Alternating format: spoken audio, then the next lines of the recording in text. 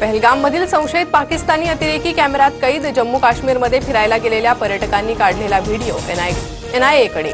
पाकिस्तान विरोधात मोठा पुरावा हाती।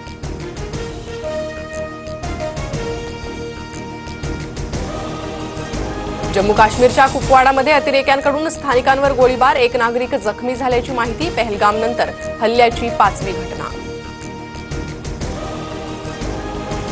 पहलगाम दहशतवादी हल्ल्याचा तपास एनआयएकडे। जम्मू काश्मीर पोलीस आणि इतर एजन्सी एनआयएला तपासात मदत करणार, सूत्रांची माहिती। संतोष देशमुखांच्या खुन्यांना वेगवेगळ्या जेलमध्ये ठेवा। भाजपा आमदार सुरेश धसांची मागणी। बीड जेल प्रशासनाच्या बाबतीत अनेक तक्रारी येत असल्याचा आरोप। संतोष देशमुख हत्या प्रकरणातील आरोपी वाल्मिक कराडला पॅनिक अटॅक। जिल्हा रुग्णालयात डॉक्टरांकडून कराडची तपासणी। रक्त चाचणीचा अहवाल आल्यानंतर पुढील उपचार होणार।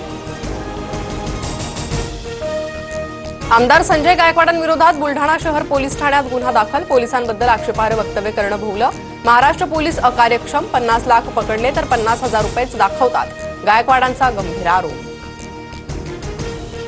छत्रपती संभाजीनगरात लग्न सोहळ्याच्या जेवणातून 600 जणांना विषबाधा। एका बालकाचा मृत्यू तर 17 गंभीर जखमींवर ग्रामीण रुग्णालयात उपचार सुरू। कन्नड तालुक्यातील अंबाळा ठाकुरवाडी गावातील घटना।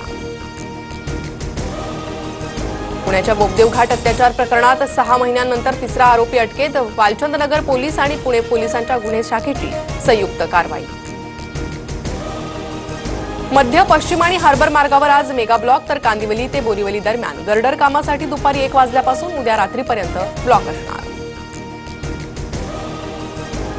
मुंबई गुन्हे शाखेकडून तहव्वूर राणाची 8 तास चौकशी। मात्र राणाकडून अधिकाऱ्यांना उडवाउडवीची उत्तरं। तहव्वूर राणा 26/11 हल्ल्याचा सूत्रधार असून सध्या तो एनआयए कोठडीत आहे।